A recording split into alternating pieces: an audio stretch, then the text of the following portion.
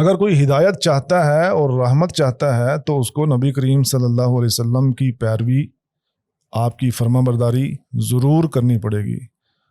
اللہ وحدہ لا شریک نے قرآن مجید میں فرمایا اطیعوا اللہ واطیعوا الرسول لعلکم ترحمون، اللہ اور اس کے رسول کی پیروی کرو، اطاعت کرو تاکہ تم پر رحم کیا جائے۔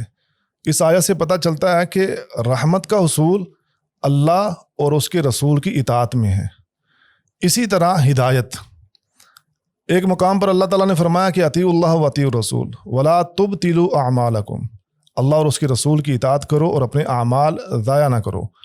اس سے معلوم ہوتا ہے کہ اگر کوئی بندہ اللہ اور اس کے رسول سے ہٹ کر کسی اور کی اطاعت کرے گا تو وہ اپنے اعمال ضائع کر لے گا۔ تو پھر شیخ صاحب اس میں تو یہاں بھی بات آنی چاہیے نا کہ جب ایک طرف قرآن مجید نے کہہ دیا لقد کان لکم فی رسول اللہ اسوۃ حسنہ، تو پھر ان کے ہوتے ہمیں کیا ضرورت تھی کہ ہم تقلید کے اور اسی طرح گروہوں میں بٹے جاتے اور ائمہ کی طرف جاتے؟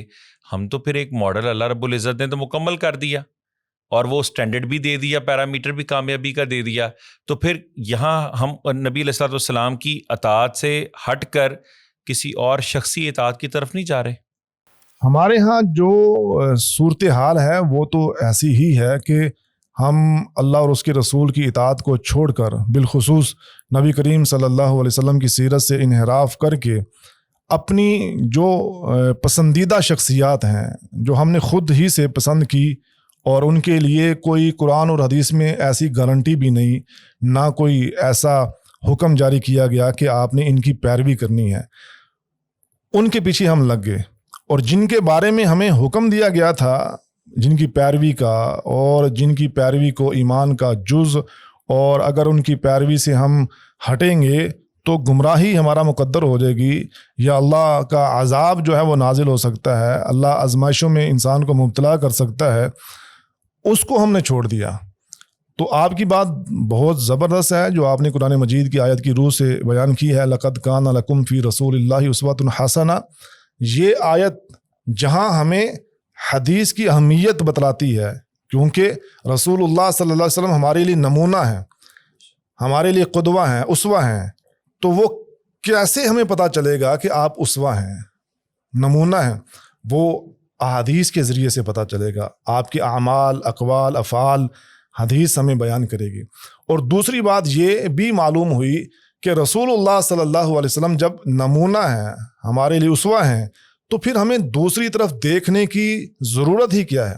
کسی اور کو وہ مقام دینے کی ضرورت کیا ہے؟ پیروی والا، اتباع والا، جو اللہ تعالیٰ نے نبی کریم صلی اللہ علیہ وسلم کی صورت میں ہمیں عطا کیا ہے۔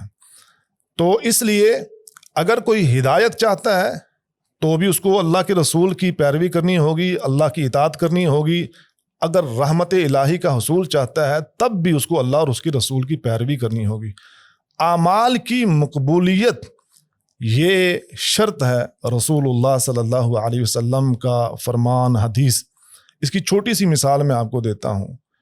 قربانی کے ایام ہیں، نبی کریم صلی اللہ علیہ وسلم کی اگر سنت کو ہم لائٹ لیں گے، ہلکا لیں گے، اہمیت نہیں دیں گے، نعوذ باللہ، جیسا کہ آج کل ہوتا ہے، اور پھر ساتھ ساتھ ایک تو یہ کہ سنت کو وہ اہمیت نہیں دی جاتی کہ لوگ کہتے ہیں خیر ہے سنت ہے، حالانکہ سنت چھوڑنے میں خیر نہیں ہے، سنت چھوڑنے میں شر ہے، سنت پر عمل پیرا ہونے میں خیر ہے۔ دوسری بات یہ ہے کہ وہ انکار والی جو صورتحال آ جاتی ہے کہ لوگ سنت کا انکار کرتے ہیں۔ ابو بردہ رضی اللہ تعالی عنہ نے قربانی نماز سے پہلے کر لی، ابھی نماز نہیں ہوئی اور آپ نے قربانی پہلے کر لی۔ رسول اللہ صلی اللہ علیہ وسلم کو پتہ چلا تو آپ نے فرمایا کہ یہ تیری بکری کا محض گوشت ہے، یہ قربانی نہیں ہے، اور پھر ان کو دوبارہ قربانی کرنے کا حکم دیا۔ اب ان لوگوں کے لیے لمحہ فکریہ ہے جو سنت کو لائٹ لیتے ہیں، ہلکا لیتے ہیں اور خیر کہہ کے نعوذ باللہ رد کر دیتے ہیں، اور ان لوگوں کے لیے بھی لمحہ فکریہ ہے جو کہتے ہیں کہ قرآن کافی ہے، کہ ایک عمل اس کی مقبولیت کی جو شرط ہے وہ رسول اللہ صلی اللہ علیہ وسلم کا طریقہ، آپ کی بات، آپ کا فعل قرار دیا گیا ہے۔ اس کی اور بڑی مثالیں موجود ہیں۔ تو ہدایت اور رحمت اللہ اور اس کے رسول کی اطاعت میں پوشیدہ ہے۔